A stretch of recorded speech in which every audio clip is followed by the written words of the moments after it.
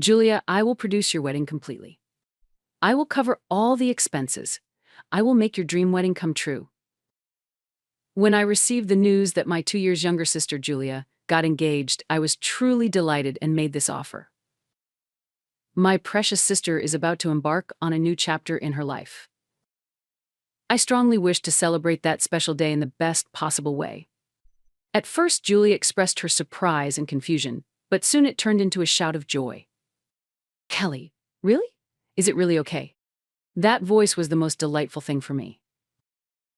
And I vowed to pour everything I've cultivated in my career into making Julia's wedding the best masterpiece.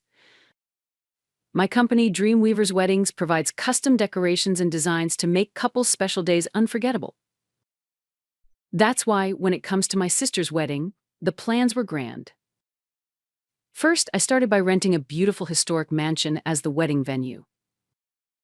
We generously used seasonal flowers in the garden, and the reception area was decorated to look like a luxurious hotel ballroom, dazzling and sophisticated.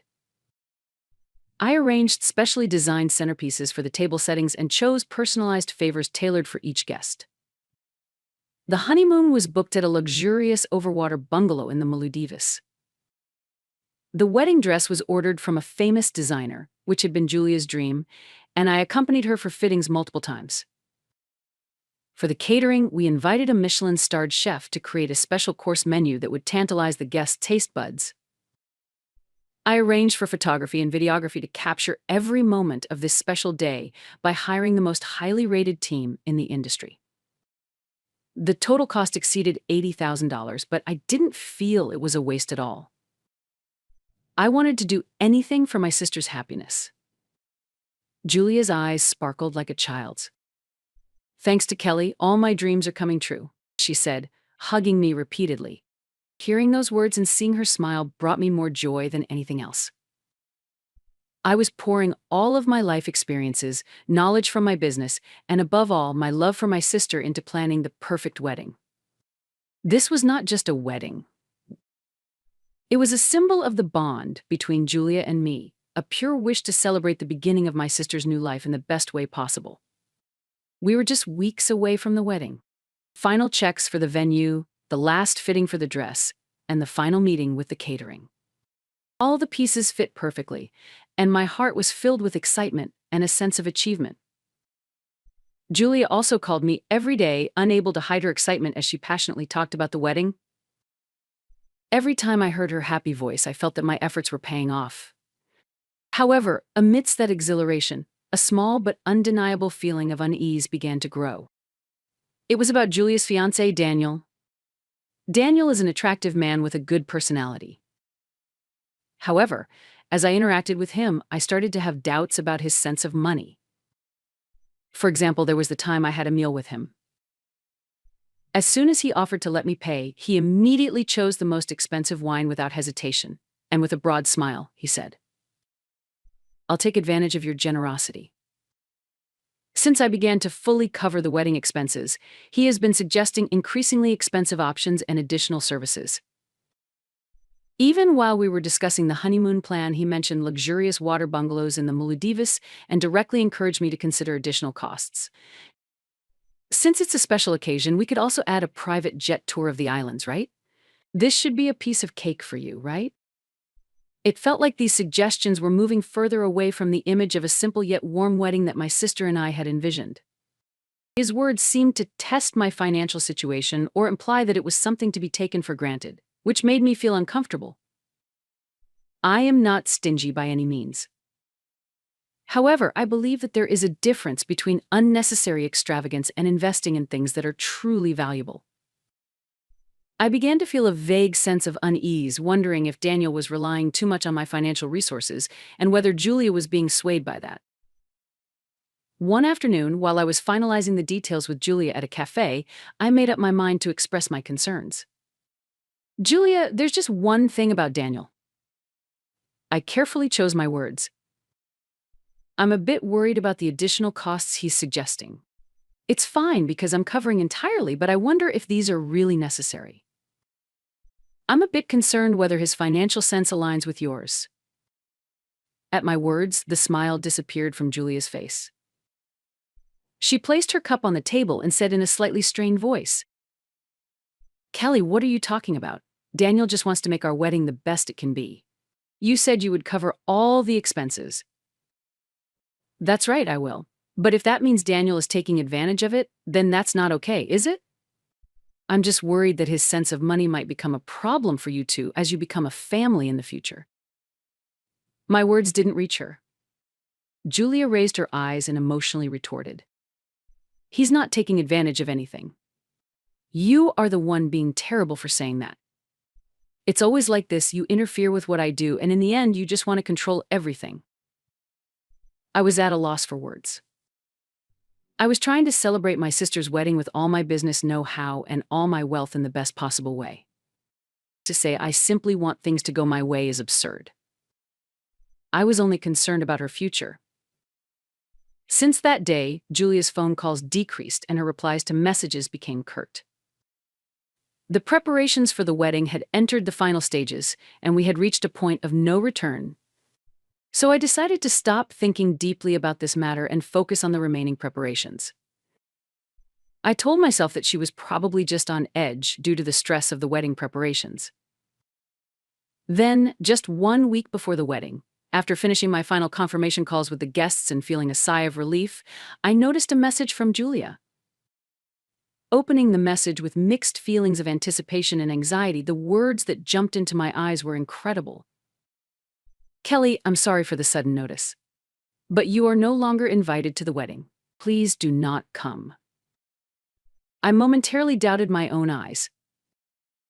Thinking it might be a mistake, I immediately called Julia. However, the call did not go through.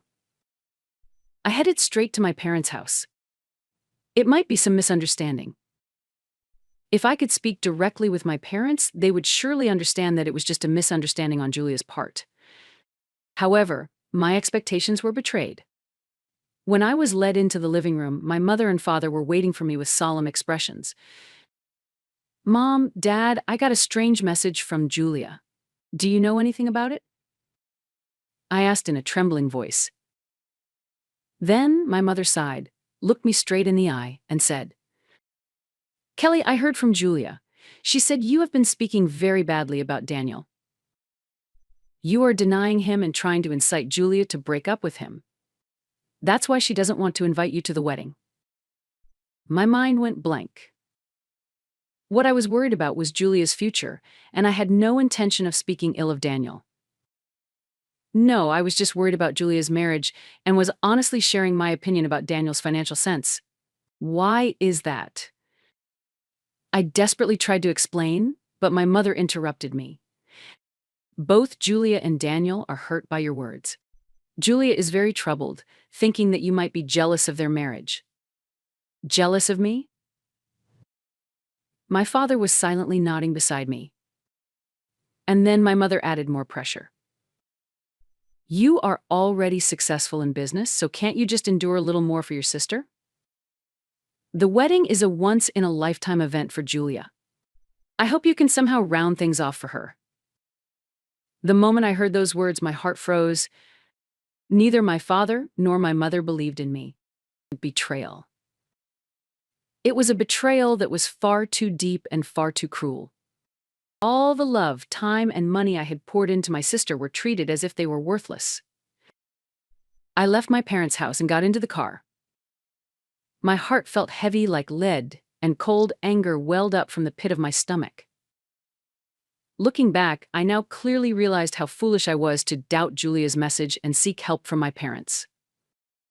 I called Julia with trembling hands. I needed to hear the truth from her own mouth, no matter what. After several rings, Julia answered the phone. "Hello, Julia, I need to talk to you right now about the message you sent and what you told Mom and Dad." My voice trembled with uncontrollable anger.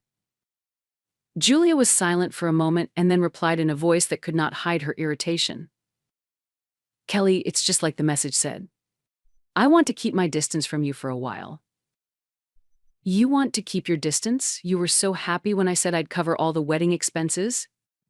So then, what does it mean that you don't want me to come to the wedding? Is it true that you told our parents I'm jealous of your marriage?" At my question, Julia let out a laugh that felt mocking. Ah, you found out. Yes, it's all true. You're single, you don't have kids, and you must have plenty of money because you're successful in business. So it's only natural that you should cover all the wedding costs, right? For you, this shouldn't be a problem at all. Those words pierced deeply into my heart. I felt the blood drain from my entire body. Was I just an ATM? My sister was trying to consume my wealth as if it was a given? Julia continued speaking. Besides, you are always so annoying. I don't want to be bossed around on the day. I want to do things my way with Daniel. We'd have much more freedom without you. I'm annoying? I just wanted to produce the best wedding for your happiness. My voice was barely a whisper. That's just your self-satisfaction, right? My happiness doesn't matter to you at all. You always meddle in what I do. In the end, you just want to do things your way. Julia's words brutally exposed the reality that my pure love for my sister was nothing but a tool to her. Because I was single and childless, because I was successful, because I had money? It was a cold fact that denied my very existence and reduced my worth to mere finances. Even after hanging up, Julia's words continued to echo in my ears. I took a deep, deep breath. While enduring the pain in my heart, I desperately tried to calm the storm of emotions surging within me. I cannot just be used by Julia and Daniel. My dignity is not a convenient tool for them. My affection should not be something to be assessed.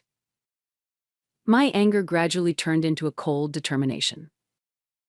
She said, I want to have the wedding without you. Then I will do as she said. This is not an emotional retaliation. This was an inevitable action to protect my own dignity and to teach her the weight of her words.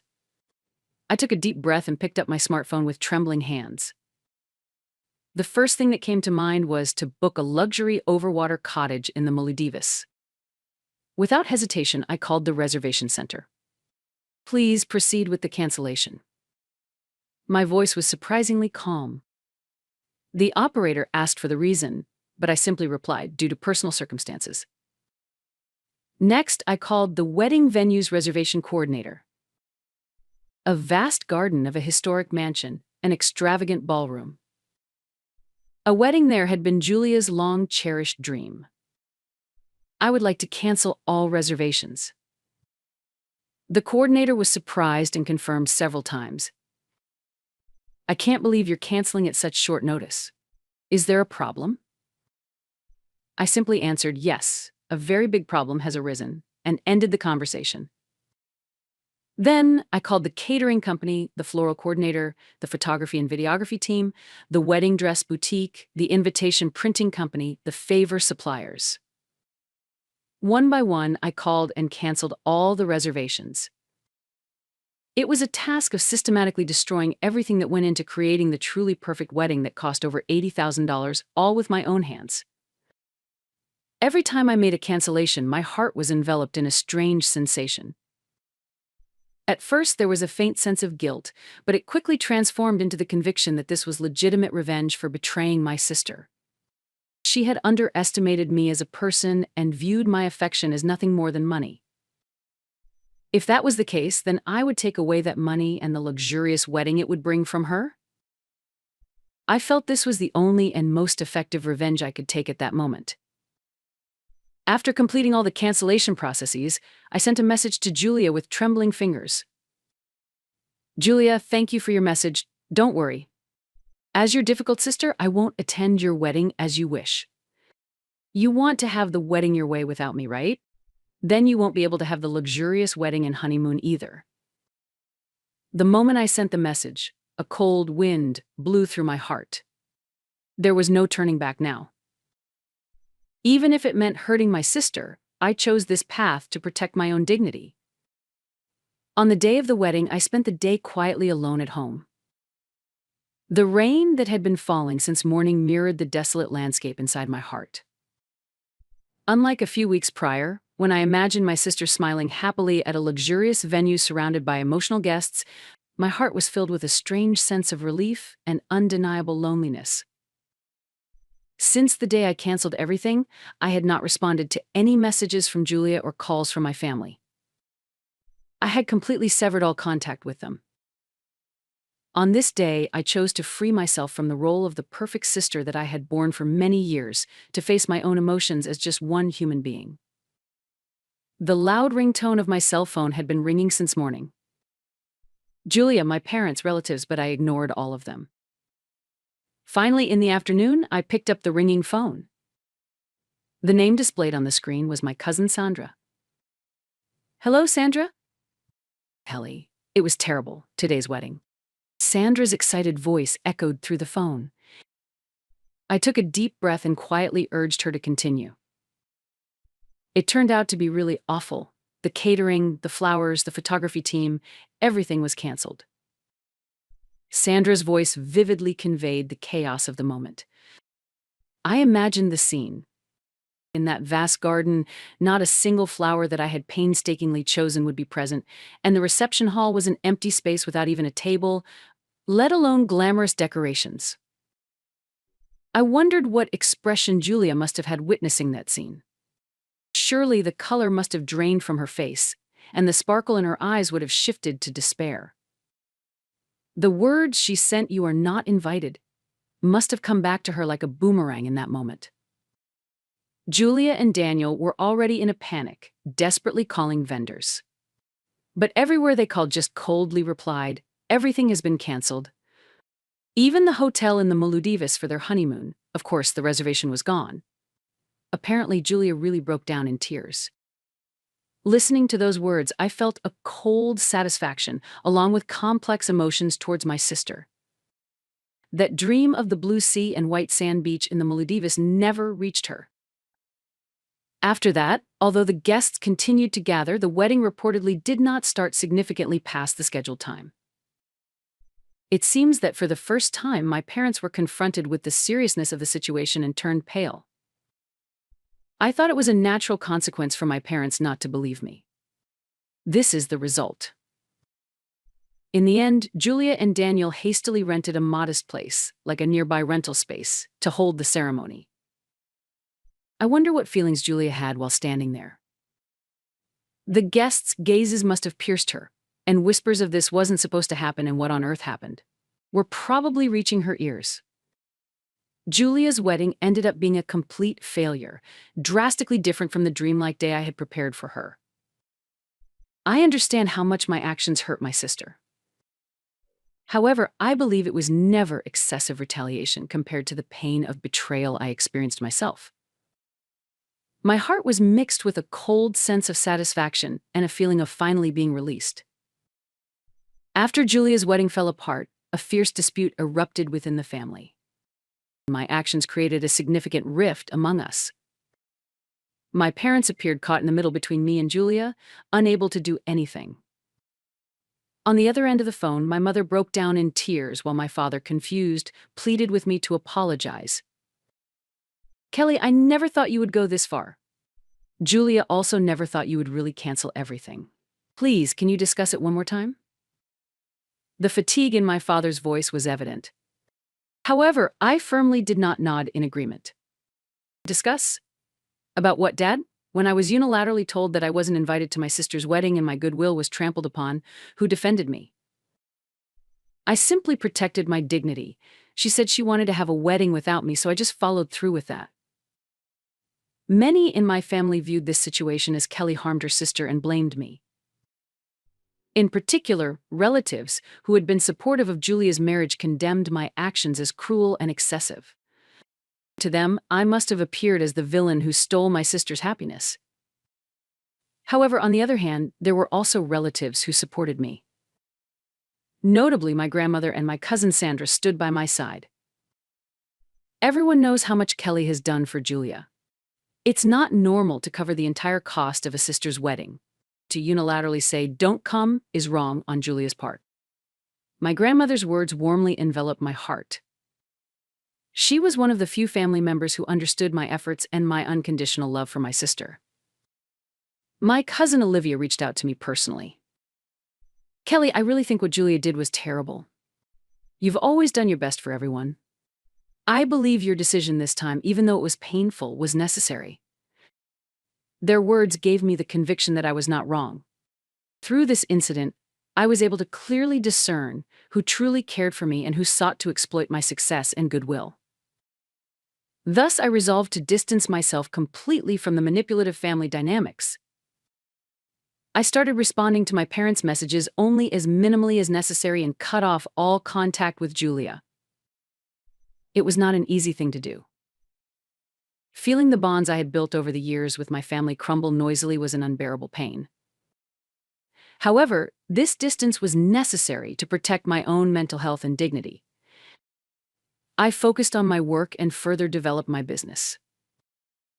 Not only did I produce wedding events, but I also challenged myself with event decoration in new fields, always maintaining a positive attitude.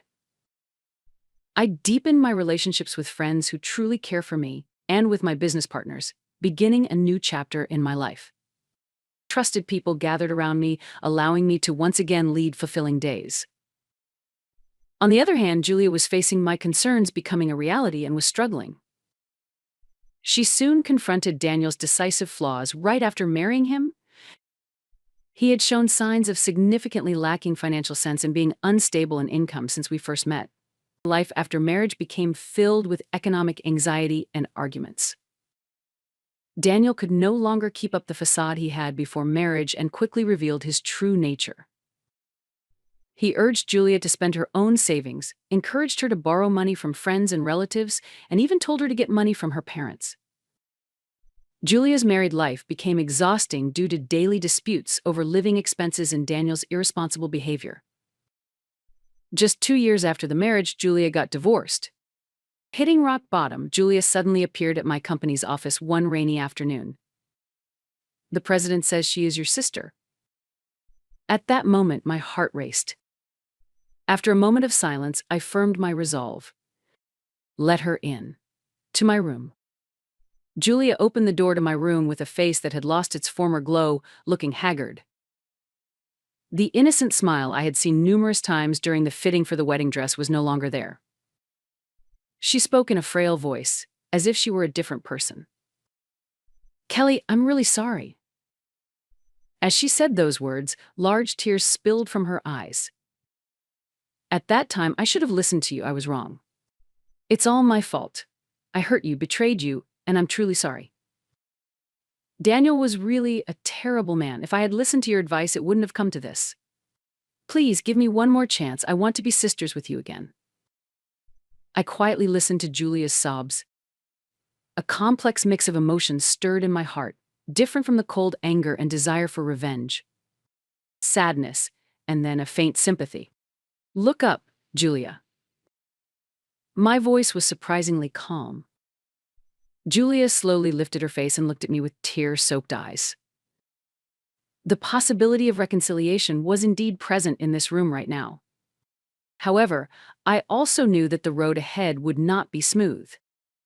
"I can't give you an answer right away," I said firmly.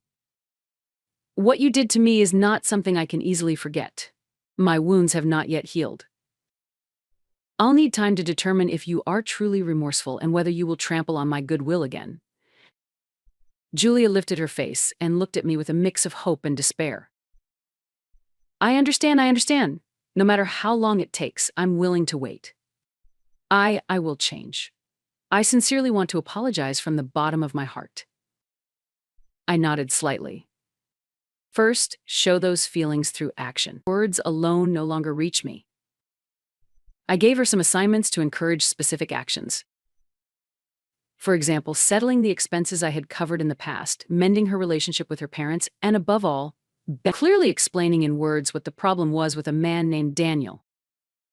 This was my own way of testing how deeply she was reflecting and facing herself. Julia wiped her tears and nodded slightly. She slowly stood up and left the room. The road to reconciliation had just begun. Whether a truly healthy sisterly bond awaited us ahead was still unknown to anyone. However, it was certain that she had taken a step forward. And I am no longer the person I used to be. I am not someone who simply serves unilaterally and gets used. I have learned to protect my dignity and recognize my worth. From now on, my life will be carved out by my own choices. And I hope that those choices lead to a better future for me, and hopefully for Julia as well.